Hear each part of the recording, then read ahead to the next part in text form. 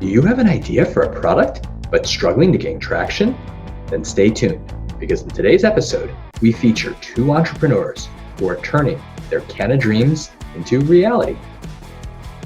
Legal cannabis was a $10 billion industry last year, and experts say it's going to be worth over $20 billion by the end of next year. And the big question is this: how do normal people like us, who aren't part of the 1%, how do we take the money in our pockets and participate in the largest transfer of wealth? My name is Charles. I'm joining Roz McCarthy and Eric Range of Canna Talk with Roz, and we explore those answers. Happy Friday, everybody. It is Canna Talk with Roz. So happy to see you guys. It's Friday, March 1st.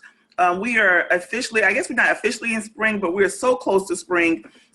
Eric Range is not with us today. He's on vacation. He's out in the Caribbean traveling and enjoying his vacation time with family. But I'm here, and we are excited about this show because we are going to be talking about a part 4, a second part of the discussion about cannabis products, and more importantly about edibles and edible development, and talking to two of our guests who are, one aspiring, one who's already kind of starting to make her mark in regards to creating cannabis products.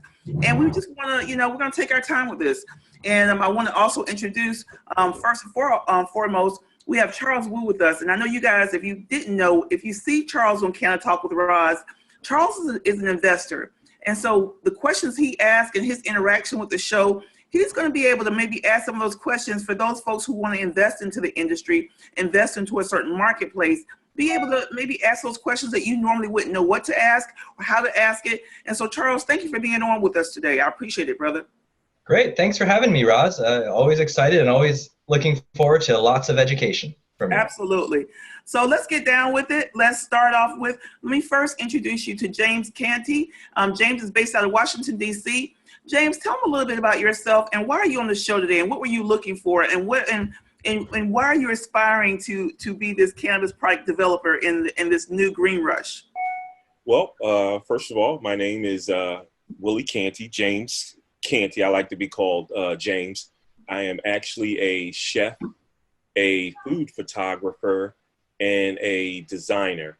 And basically, I've been, curious about the market for quite some time, and just trying to learn as much as I can about the market and how clients or users actually use the edible side to help cure themselves from different ailments and things like that. There's a lot with the whole opioid thing and this and that, and sometimes people don't want to take that. They just want to do something natural. And now that the information is actually coming out about the medical side of cannabis and the edible side, with me being a chef, I have tons of ideas that I could actually use to come into the market. One of those brands being I have a new company called Willie Coca Chocolates. And basically what I do is I create bean to bar single origin chocolate bars. And basically this is one of the chocolate bars, if you can actually see it here. And the actual wrapper, of the bar, it's actually artistic. I do the photography, I do the design. I actually import the cocoa beans, make the chocolate, and the whole nine.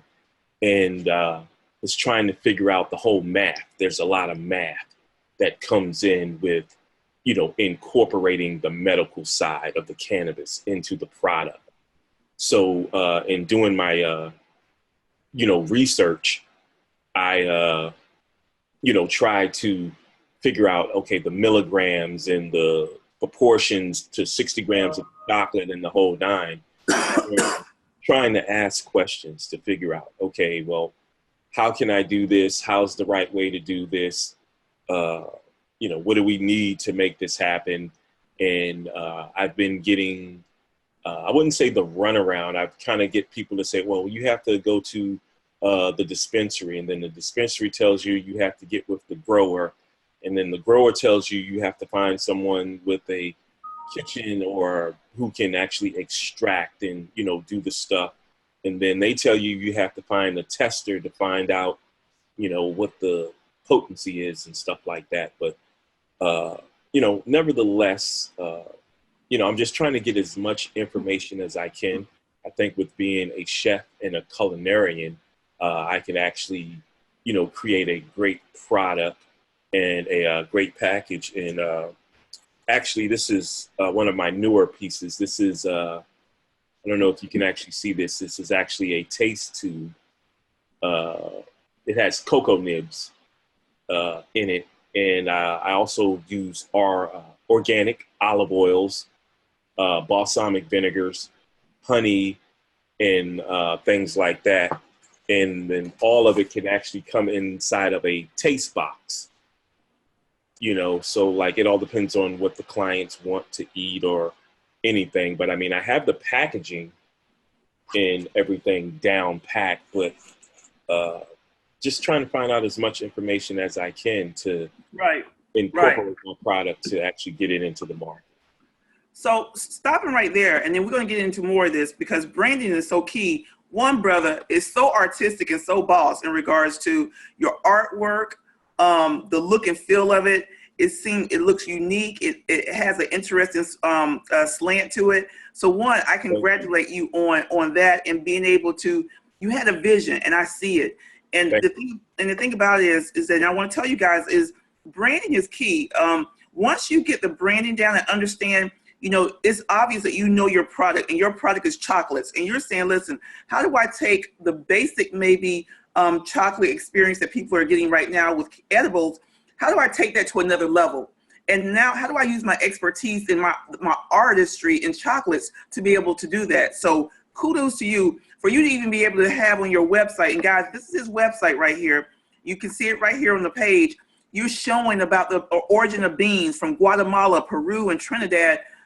Awesome, awesome, awesome, awesome. So we're going to get into it more because I want you to dive deep and share with us where the passion came from. And you guys, we have an edible consultant that's coming on. She's having a little tough technical difficulties, but she's coming on, and she's going to be able to help our two guests today really maneuver through how to really get from concept to product.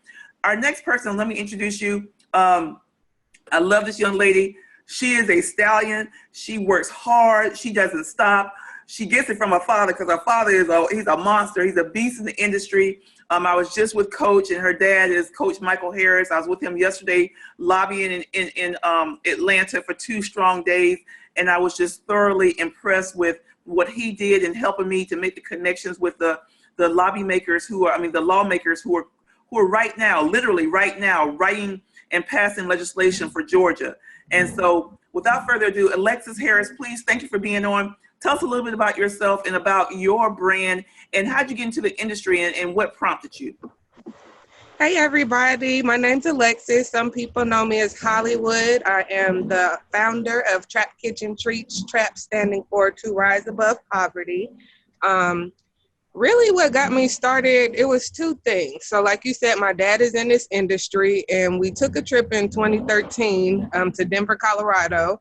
And when we went, we took about 20 of us and realized that the plant was much more professionalized than even we expected in a legalized market. And it just was never the same for me, knowing that people could be in Colorado selling cannabis in a professionalized light, and then I come back to Atlanta and people are being criminalized. Hence, you know, my dad has the movement hashtag I'm not a criminal, because ultimately we're people who want to enter the market, not criminals. So then TRAP also stands for To Rise Above Poverty, encompassing that you can utilize all of the resources available to you to enter this market. I know I learned a lot from M4MM with ancillary businesses. And that's one way to enter the market from where we're at now. So I knew I had to create a brand to stand behind no matter what I came out with, whether it was art or education or what it is now, mobilizing health products essentially. It became pretty big once my grandma got sick. My dad, he has his annual 420 rally, and she actually passed away on 421. I believe that was in 2016. And so when she was on her deathbed, she was at Emory and they were morphing her to death essentially. I knew I had to do something to help my grandmother. So I took it upon myself to utilize the resources available to me to aid her with holistic healing. And she thanked me on her deathbed, but I saw the grief in the other rooms next to me. And I knew I had to do something. I couldn't just keep this secret to myself. Hence, I created my brand and I started making products and I started out, sharing products with my coworkers or my family friends. But then it really caught on once I saw the healing it did for my people. I had neighbors and aunts and even old teachers come to me who have fibromyalgia or who have other health conditions that really is bogging them down. I was able to help them with what I was able to do. And so I knew I wanted to take it to a bigger level outside of my community. Aside from that, I started the second safe syringe program in the state of Georgia with a medical model of harm reduction. So once I learned about harm reduction, it's really easy to take your opinion out of things and get to being solution based. Right. And so I wanted to find solutions for my people. One, who wanted to enter the market and not be criminalized. Two, small businesses and minorities to be able to be represented in this market. And three, like you said, for young women to feel empowered about starting businesses, entering the market and feeling like they'll actually have a viable opportunity in what they're trying to do and not just hustling, doing what they know how to do based off of some Google searches. Absolutely, absolutely. And I think with both so go ahead, I'm sorry, go ahead. Can you hear me, Alexis? I think maybe we've lost her for a second. Okay. So as what she was talking about, and I wrote down some points, she specifically focuses on empowering young women, focus on harm reduction and understanding the concept of harm reduction, understanding how we rise above poverty. You guys, you have to understand that when we're talking about entering this industry, when you enter the industry, because it has some past historical, awful connotations and connectivity, that having to entering it just solely to say, I want to make money, I just want to ball out of control, it really does a disservice to the industry, because we have some people that we have to be able to highlight where they have been targeted, that we have to bring some people out of poverty because the folks that have been punished because of this plant are now in poverty due to the fact you've been incarcerated for 20 years for an ounce of weed. So Alexis, you were talking about, you were sharing your story. Let's finish up and then we'll go further. And I would also like to add, and when I speak about poverty, when I start going to biomedical conferences and different things out of my element, I realize poverty is bigger than just a financial state. It is really a state of mind, because there are people who do have access to money and do have access to resources, but because they have little value in themselves or their ideas or what they're doing, they don't really have the empowerment they need to move forward. Hence, they're in poverty. They have a mindset that is of poverty. Right. And so with that being said, I started a couple of things. I started a platform, the SEC series, for us to be able to do, to integrate conversations that generally would not happen. I specialize in community outreach, and I know most of the time the community's voice is silenced in conversations where policies are being made and laws are being made and standard operating procedures, essentially for these programs that are supposed to benefit the community. So right. I have to create a platform that would bridge the gap between policymakers, community activists, and business owners, so they can have holistic conversations about how we can move the market forward in a professional, economical, and sustainable way. Because ultimately, I like efficiency, and I want everybody to be able to take care of themselves so they don't have to be in poverty. So through my brand, I'm able to help directly, I don't want to say heal, but help aid people through their ailments that they're going through. Through the SEC series, we're able to have conversations you generally wouldn't have by co-mingling populations that generally don't have conversations with each other.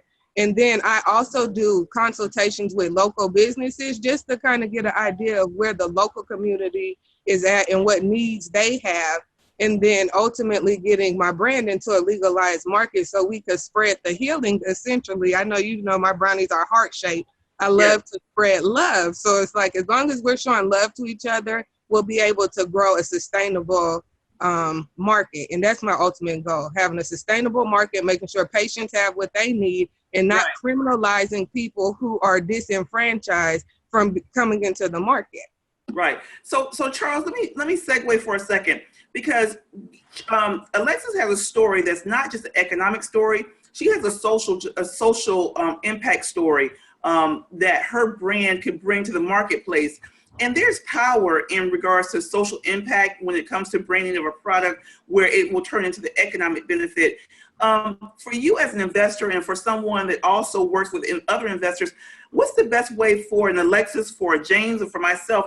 How do we make sure that we tell the economic story, but also not lose sight of the social impact story, and show to an investor how important it is for those both to be, for one to not lose focus of the other? Well, that's a great question, Roz, and thanks for asking. I mean, ultimately, as an investor, what we look at is engagement and brand, and how do you create your culture, or maybe even your cult, right? If you can make it even stronger. And in all cases, I like the stronger the story is, the more interesting it is, because brownies infused with some sort of THC or CBD extract, it's nothing special. I'm not trying to diminish it, because there's obviously a lot that goes into it. But someone like you, James, or someone like you, Alexis, I mean, it's not the product. Like, the product is important; it has to be a good product. But it's really, how do I be a part of a movement? How do I feel like I'm part of something? Because in today's crowded environment, I mean, you don't want to be. I mean, none of us are going to be able to be the cheapest person, because Walmart, or you might call it Canopy Growth / Constellation Brands, will come in with their billions of dollars, and they will be at scale, and they will be cheap. You can't beat that, right? And there's no value in the market to being the second cheapest person, right? Who wants to buy the second cheapest thing? So then it comes into, how do I create something that someone can be a part of? And it's definitely one of those, for anyone who's doing the CPG side or going after the brand side, I mean, having a following, having a movement, having a impassioned story. I mean, Alexis, I'm listening to you and I love it. I mean, it's great. You've got that. I think one of the challenges you have, or that I see, and again, we've just met, so I don't know you, but I see a lot of energy, but I'm not sure where that energy is being directed. Do you see what I mean? So how do you take that energy and then focus it in a manner that then tells that appropriate story for the person, and then lets that person be a part of something? Because ultimately what we all want to be is, as consumers, we want to be part of something, right? There's a bit of polarity that your brand has, right? It's a little edgy. It's not just about being nice to everyone. It's, hey, bad things have happened. It is what it is. It sucks, but we're going to empower ourselves. We're not sitting there waiting for, something to drop out of the sky. You're here to empower yourselves. We're here to make ourselves better, and we want to take action. And that's going to attract a certain type of person, right? So right. That's good. I'm saying that's all good, and it's about getting the story to be more cohesive, getting something. And then there's the authenticity side. I mean, it's very simple for you, because it seems like you've lived it, or you've experienced it, so you are authentic. And those are all important factors. Thank you, Charles. I would like to say, if I could, Roz, what you said, it was exactly what I learned, which is why I had to segment what I was doing. Like for TKT, I do pop-ups and go engage with the community with specialty items that they can't find anywhere else. Because like you said, infused brownies and treats is really something that anybody could do. It's just a preference of taste, whether they shop with you or not. But then if you actually brand yourself with certain things that they can't get somewhere else, with exclusivity, or if, like you said, inclusiveness, where they feel like I am a member of this, then they're able to feel a little more secure about supporting the brand. So what I've done is I've created specialty items like my hemp cigar, or my wand that has crystals in it. And it's for different populations, but ultimately there's a segment for each. I'm trying to think what the word would be for each population that needs to be addressed. But I do understand what you mean about bringing it in and which direction it goes to. To Ms. Roz's point, we have to figure out we translate the passion into a return on investment. Right. And I think Charles nailed it with that. So when we talk about that, becomes, you came up with one, you can just take it, even if you didn't take TRAP and what it stands for, and tell everybody again, what does it stand? To rise above poverty. To rise. So TRAP Kitchen Treats. Mm-hmm.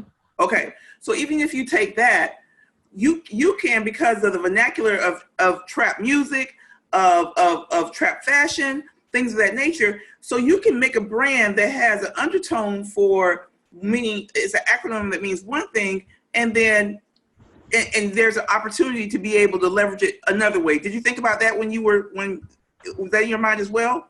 It was funny because I was actually in a trap when we came up with the name for it, and I hate to be so open about it, but I was there as the outsider. And they said, well, what can we do? I said, well, we can come up with names that essentially have positivity in it. And they said, trap can't be positive. I don't understand how trap can be positive. So I thought for a whole entire night about how trap could be positive, because there's so many people, like I said, who are being criminalized, but I know some of these people personally, and they're not bad people. These are people who just want to participate in a market and do not have open channels and means to get to the resources they need to. Again, that's why I created a platform, so they can get to these resources without having to do it in the underground. It needs to be something for them. So with that being said, I didn't really think about it, but at the same time, I knew I had to make something positive out of something that is culturally being sold right now. I got you. James, let's talk about again. I had your website up. I'll pull it back up again. The graphics and the packaging. How did you, from a packaging standpoint, who do you get your packaging ideas from your regular chocolates right now? Because you're about a half a step away of having a product to market, because you have great packaging, you have the product. Do you cook in an industrial kitchen? How do you manufacture right now, just as is your product line? Yeah, well, basically, with me being a chef, I've always been the creative person. I actually make the designs and everything myself. I actually take the pictures, do the photography myself. Hence, I am a food photographer, and I actually did the wrapping myself. So right now I work out of a commercial kitchen here in the district. Basically, I have my food handler's license, my food safety permit, and everything that you would need in the District of Columbia to handle. So stop right there. So because if we do this, we'd be really hands-on. Take it back again. Tell them exactly what you have and what you had to do for your area, from just a product standpoint. Tell them again what you have. You have your food. What now? Basically, it's your food handler's license for the District of Columbia. So basically, before you actually get your food handler's license in the District of Columbia, you have to take a food safety course. Gotcha. Which is basically like your safe serve, or they actually have classes that they would actually administer here. But before you can actually get that, you have to take like a 40-hour class to make sure that you know about foodborne illnesses, the handling of food, how to prepare it, how to hold the food at proper temperatures, and things of that nature. And then once you actually achieve that goal and you're able to, obtain those licenses, then you're able to go out into a pop-up industry, or to open up a brick and mortar establishment where you can actually prepare, foods, goods, and things of that nature. As far as my products and packaging goes, I'm a creative. Anywhere I go, if I'm in a supermarket or if I'm in a store and I'm looking at packaging, I'm looking at the fonts, I'm looking at the letters and, the materials that they actually use to, package their goods. And, I just kind of try things. I see what works. I see what doesn't work. For me, I'm all about taste. For me, it's one of two things. You can taste something and like it, or you can taste something and not like it. Hence me coming up with the one brand or the one product the taste tube, because sometimes you don't want to buy a whole 350 milliliters of something and find out that you don't like it. If you could just get something where it's like, say, for instance, 60 milliliters, you can try it, you can taste it, you can get 3 of them for the price that you would spend for one. To say, for instance, I like a pomegranate orange flavor, or I like a chocolate balsamic, or I like a blood orange, to educate yourself on what tastes the best to you, and, you know, what you would like to incorporate into your diet as far as medicating. That's what they, you know, they call it, or, you know, doing what you do. So I basically want to educate people on alternative flavors, premium flavors, luxury, you know, flavors and brands that are presentable. They're top shelf products. They're not just like little baggies and things fold up, like you say, like, you know, sometimes in the market, you know, you just can't go out and get some things. So, you know, sometimes they're unattractive underneath the radar when they're, you know, giving you things. Right. And I want my products to be top shelf, you know, up front. And when they look at it, it's a wow. It's a luxury brand. Like, wow, that looks good, you know? Yeah, your packaging and your art is beautiful. Yeah. Though. Or sorry, James, I didn't mean to call you. Thank you. I mean, it's beautiful. I really like it. Yeah. I agree. I think it's very nice. And from what you just said, I know the experience of from baggies to professional packaging. And I look up to you because I haven't been able to get the packaging that I'm looking for yet. But like you said, I go to the store and look at things that are in the market and things that could possibly translate into this market. And your packaging is amazing. Thank you. And sourcing, the fact that you source your stuff and you know where it comes from, that gives your brand integrity. Right.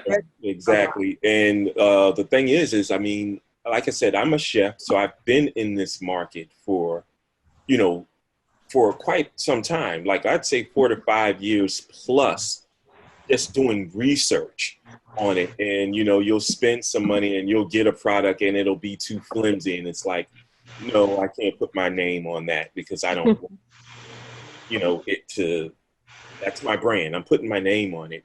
And then, you know, you just keep sourcing.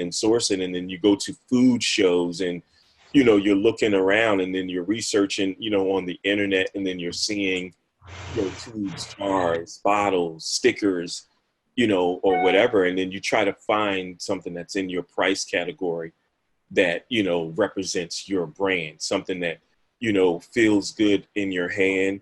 You know, something like, I mean, I had several options, you know, for, you know, this right here. I actually went with,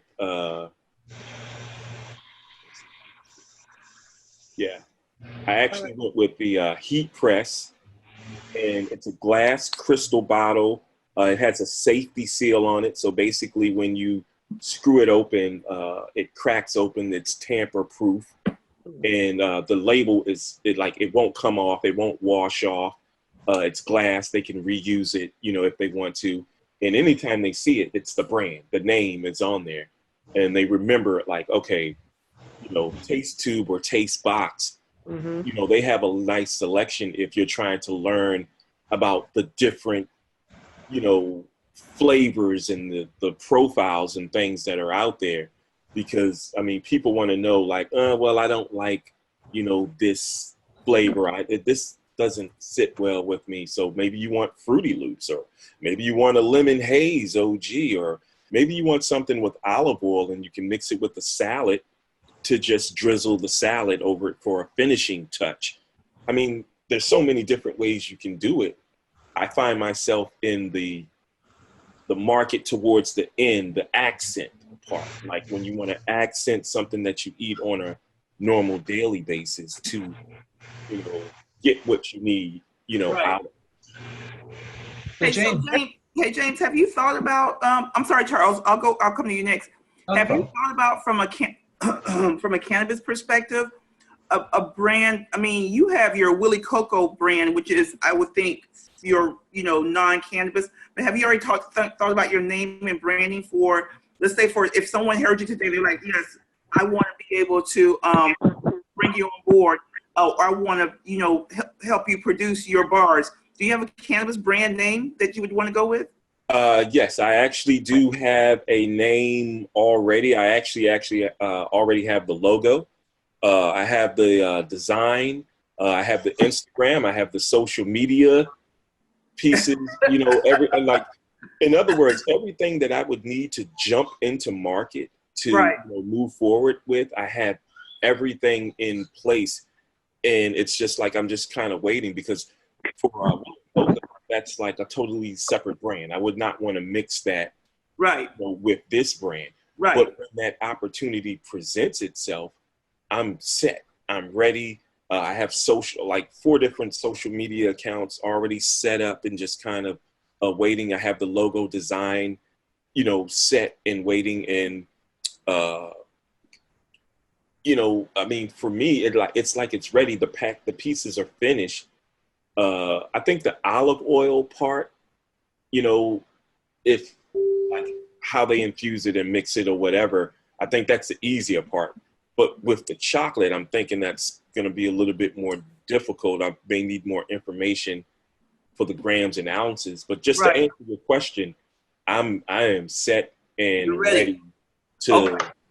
Well, I'm curious to know, what is one of your biggest hindrances? Because you do have everything ready for market. I'm like, what is stopping you there? So listen. So Alexis and James and Charles, hold 1 second, sweetheart. I finally got Christine Gallegos on. Thank you, Christina. I'm going to unmute you. She's been having challenges getting on. We've been fighting over here. She's finally on by phone. She's from Denver, Colorado, with Denver Normal, and she's an edible consultant. So she's been listening the whole time. So Christina, are you there? Yeah, I'm here. Hi, darling. How are you? Hi, I'm good. How are you guys? Good. So listen, you've been listening and hearing this. Tell us a little bit about yourself and how you can help brands like James and Alexis take their concept and now take it to actual fruition, where it's being produced for the cannabis industry and then distributed, and being able to create licensing agreements and things of that nature. But tell us about yourself. So I typically don't do licensing agreements or distribution agreements. Gotcha. And that part of, or at that aspect of it, I'm more of a product development consultant.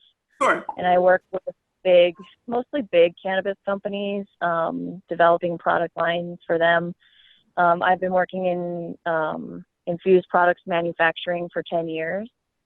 I started in early 2009, and I've worked for a bunch of big brands out here in Colorado. The Green Solution, Live Well, to name a few. And now I do consulting full time. I oversee operations for a big CBD company, and I help bigger companies develop their product lines, set up their kitchens. I do training and that kind of thing. Sure. So in Canada, in Massachusetts, in Colorado, in California, pretty much in all legal states. Right. So you heard a little bit about James, his line of products, a very high end. Is there a market right now, do you think, for more high end type of edibles, where they're not the typical brownie that you see and the chocolate bar that's kind of a more high end for a more discriminating audience? Yeah, there definitely is. There's a pretty big, well-known edible brand out here in Colorado that does, I would call it a designer chocolate. There's actually a couple of them. Coda Signature, they do like an artisan truffle and like really fine high-end chocolate bars.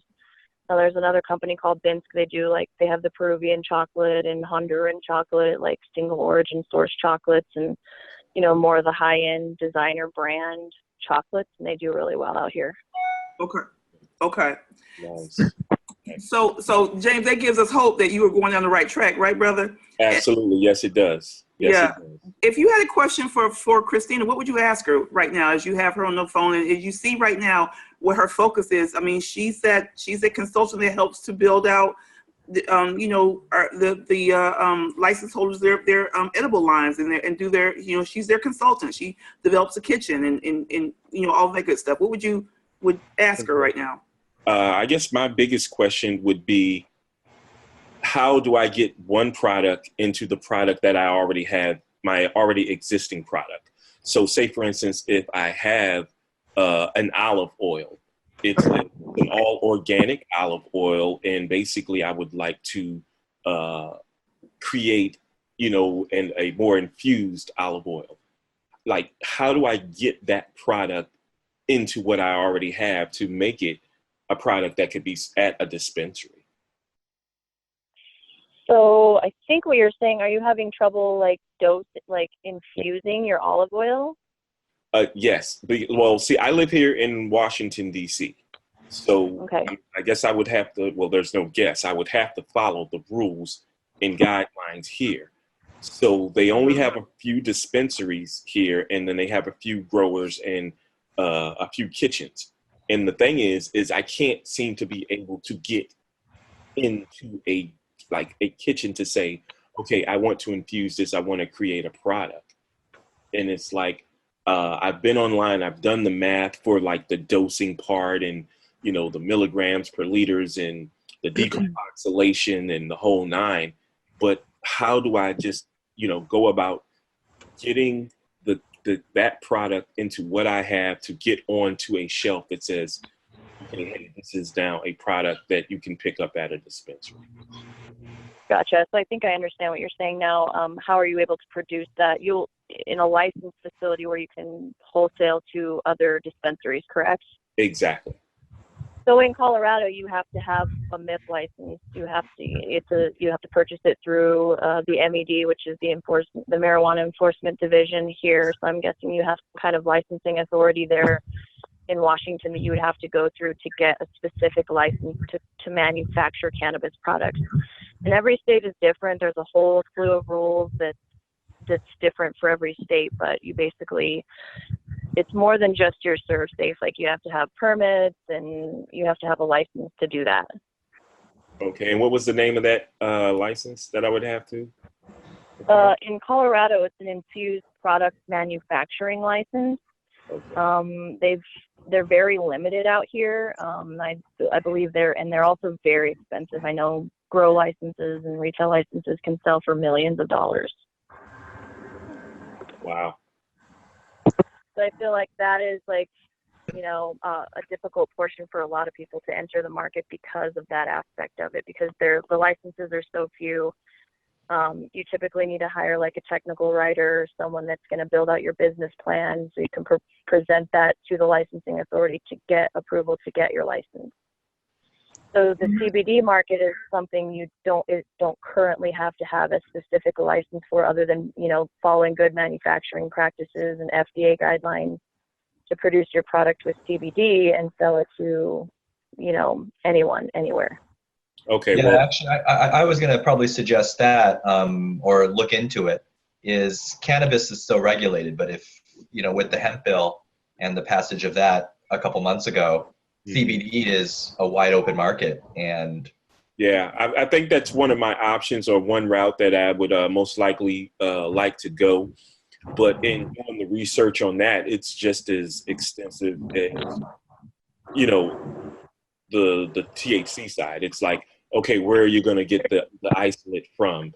Is it a trustable resource? Right. Is it, up to par? And the thing is you have to kind of know what you're dealing with, and is it going to be the same, every time, because this is the brand and you're putting it out there, and it's like, okay, if it says it's, 500 milligrams, is it 500 milligrams? It needs to be what it says on the package, and every time you get it, it has to be, correct and on point. But I am doing some research, on that. I would probably like to, I guess, work with someone who has done it several times before I can just say, okay, well, yeah, I'm just going to do this. No, let me, make sure I get some sort of knowledge and mentoring and training underneath of my belt before I start to try to introduce that, into the market.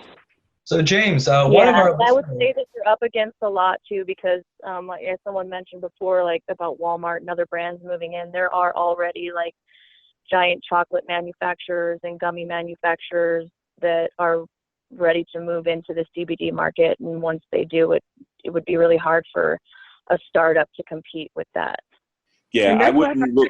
You want to really get your brand out there and get some brand recognition and, Collaborations, do you think big corporations, if any, would they be interested in collaborating with small businesses to get their product into market, like Roz said, maybe through licensing deals or even just as a vendor to their shop?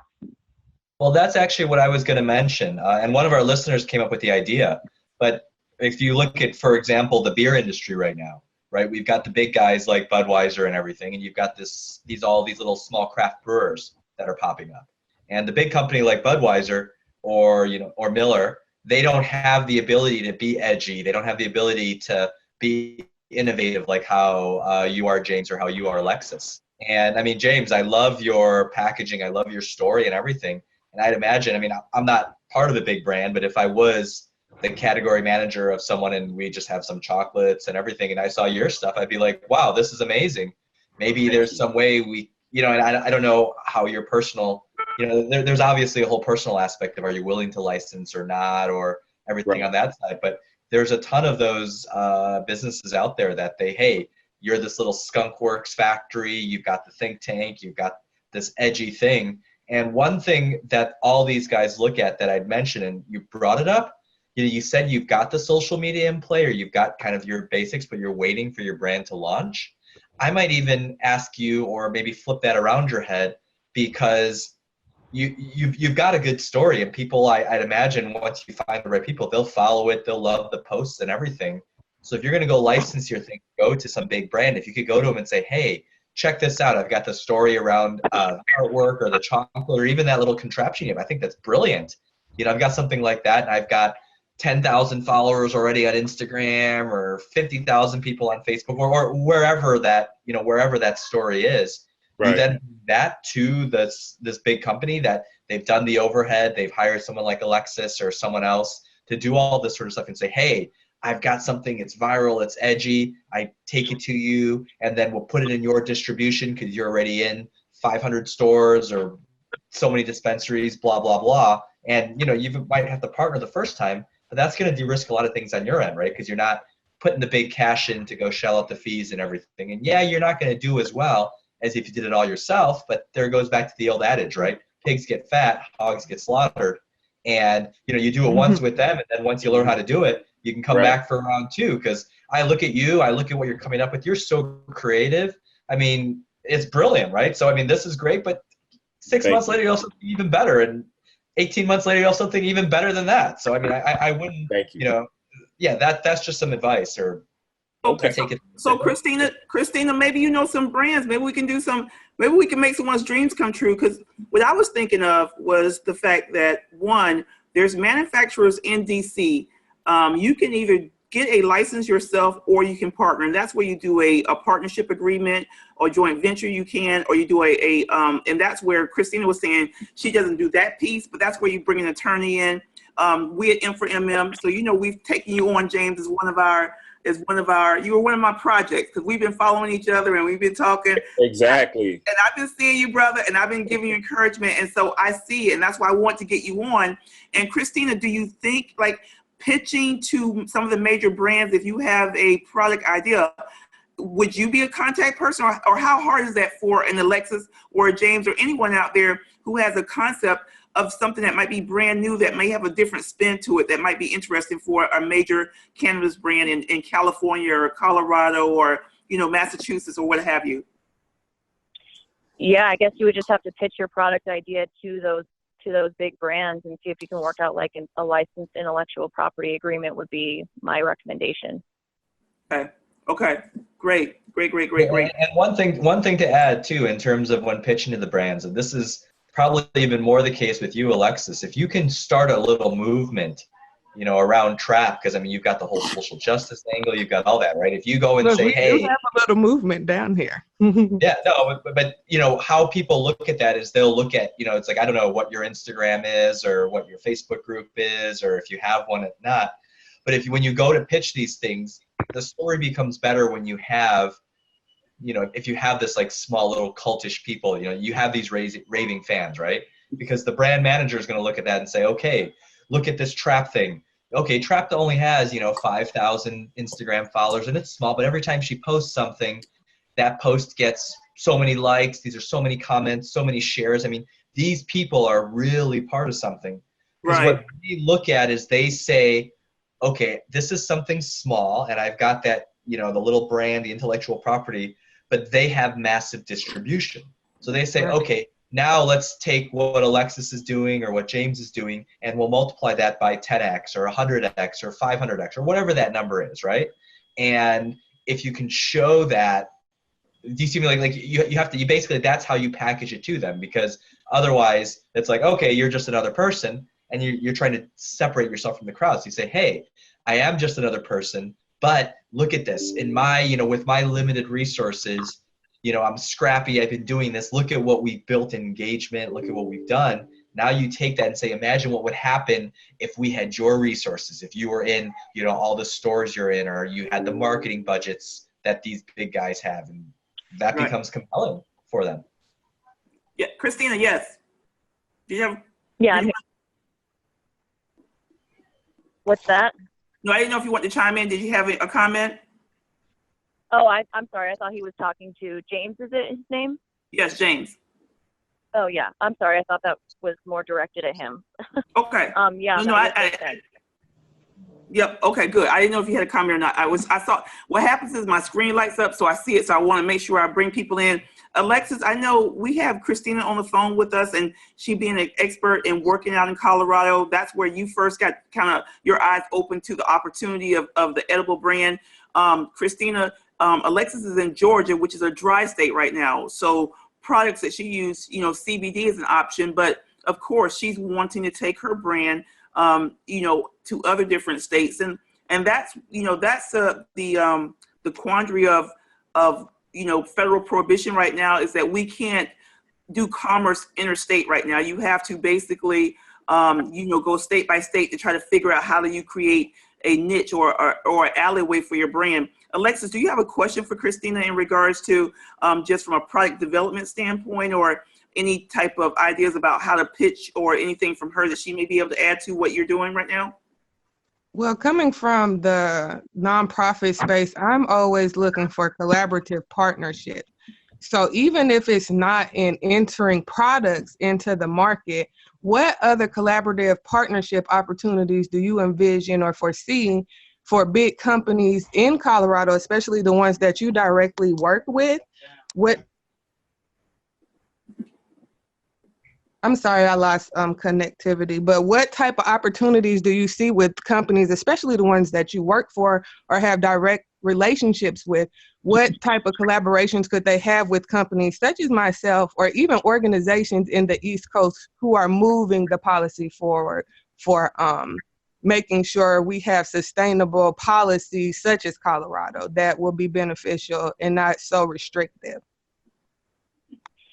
So from the lawmaking standpoint, I'm not, too sure. I know that there are, legislators and people working in those states to try and get you guys to a legal recreational market. But I think for like collaboration, there's options like white labeling. I know there's a lot of big companies out here. Like I work for a big CBD company that's going to be offering white label services to other partners and other brands. So if you had like a really great idea or product that you would want to pitch to some of these companies, they might be willing to manufacture your product from their facility and put your brand on it. Right. So let's talk about, as we're wrapping up, because we're getting close to the end of the hour. It goes by so quickly. I will tell you that there's many states, like in Florida, it is a vertical market state where once you get a license, you're licensed to do everything. So you can't niche out and just do infused edibles license or anything of that nature. So there's several brands here that you would go to? And I would say first and foremost is to get your pitch deck together. And that pitch deck should be able to, you should be able to, you know, tell your story, show your, from a, you know, the story of why you're doing this, if there's a story behind your product, as well as, you know, what makes it different, the ideal customer, price point, financials. Anything else, Christina, I'm missing in that pitch deck that you think would make sense for anyone out there that's wanting to pitch? No, just, you know, other than the branding, making sure that that's solid, and, you know, that you have something really creative and unique, you know, that they're not going to be able to get from somebody else, you know, that they'll want to profit off of as well. Right. You know, so like something outside of your brownie or your gummies, or, you know, your typical things that you see in every market. Right. Because the partnerships I envision would be like extraction companies with these existing brands, essentially, because to James' point, as a as a cooker or somebody who's baking, your expertise is not extraction and making sure that those ratios are together. Not saying that you will not know how to do that, but that's not your expertise. So I envision those being the main partnerships. And I just wanted to know, is that something that anybody has even considered out there, or creating relationships with existing brands, but providing the extraction so it can be consistent amongst the product? Well, most of us out here who've been doing it for 10 years, we've got the formulation part down. That's not an issue. Right. Right. So the question is, Christina, for those who haven't been doing it for 10 years, is there any advice on them in regards to forming relationships? How do we bring some new people to the fold? And give them some expertise? And I'll challenge you, Christina, how can we maybe get some folks to be able, we'll come to Colorado, and if there's ways we can do some in-person tutorial, or just getting some advice or what have you, or if it's a tour, or I don't know, whatever it is. But I think there's enough of the questions that James and Alexis are asking. You're going to see a proliferation. Colorado is going to be a blip on the map eventually, and those brands that are out there are doing well. If they want to grow, and I think everybody wants to grow their business and make, you know, and be profitable, and it's a capitalistic society, the East Coast, all the way from the Eastern Seaboard all the way to the South, is going to be where the brunt of your revenue once federal prohibition is lifted. And why not try to help us figure this Rubik's Cube out now, so that we can then be ahead of the curve? Yeah, and definitely. Collaborate. Yeah, and so, I mean, all the support I can give you. I have a cookbook that's launching. It's actually available for pre-order on the publisher website now, and I have my formula for accurately infusing edibles in that book, because it's not something that is out there as public knowledge currently. You know, it's just basic math, but that will help formulators in other states to accurately dose their products. And I'm also going to be putting out some YouTube tutorial videos that will help people with consistency and dosing issues and things like that.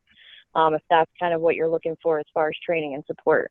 I would like to clarify, if I may. I'm more so talking about a relationship with extractors, because even as a brand, sometimes you may not have time to do all of the extraction, or you have no desire to. I've been talking with multiple companies. And so what would they do if they want to just get the extraction, but incorporate these businesses into their brand, like opportunity in that capacity? Gotcha. So you're looking more so for someone, a wholesale distributor of oil or bulk CBD? There we go. Yes, but creating a relationship with them specific for the brand. Yeah, that's definitely hard. I would, and I know that's a challenge for manufacturers currently in the market in Colorado. If you're not vertically integrated and growing your own flower and doing your own extraction and infusing your own edibles, you have to buy trim, you have to buy bulk oil and build those relationships with extraction companies who can support your production. Right. And that's a challenge, because other people in the market also, you know, aren't vertically integrated, and they're buying oil and they're buying trim, and, you know, so that's a big piece that you'd want to establish before you decide to do something. Right. My recommendation, I would try and reach out to extraction companies. I know that the MED has a list every state. of licensed facilities who are extractors or infused product manufacturers, and you can just start reaching out to people and see what their capacity is for taking on new clients. So that's a great point. So what we can do is, for those people, and especially if you're a member of M4MM, if you're reaching out to these extraction companies, you're not getting any feedback back, you're not getting a call back or what have you, you reach out to M4MM, let us know who you're trying to reach out to, give us that information, and we'll make a phone call. I'll personally make a phone call, because I think, sometimes there's power in showing that you're a part of an organization who wants to see diversity and inclusion. And sometimes if you're not being able to push the button and get a response back, we can help you in that respect as well. So I think it's solid advice on that side. As we wrap up now, we got about 1.5 minutes to go. Christina, can you tell us how we can get your workbook for those that are interested, and give us one last piece of advice or just a thought before you leave out? And thank you so much for jumping on today. Sure. I'm sorry, I didn't understand your question though. Can you repeat that? Yes, ma'am. Your workbook, is it out? I know you said that. Is it out, or is there a website where people can get a gist of it? My cookbook. Yeah. Cannabis your cookbook. I'm sorry. Art. It's a cookbook. Yeah. So it just has basic formulations, gummies, chocolates, caramels, and then the dosing formula is also included. So you can get it at mascotbooks.com. Say it one more time. Slowly. Mascot, MASCOT, books.com.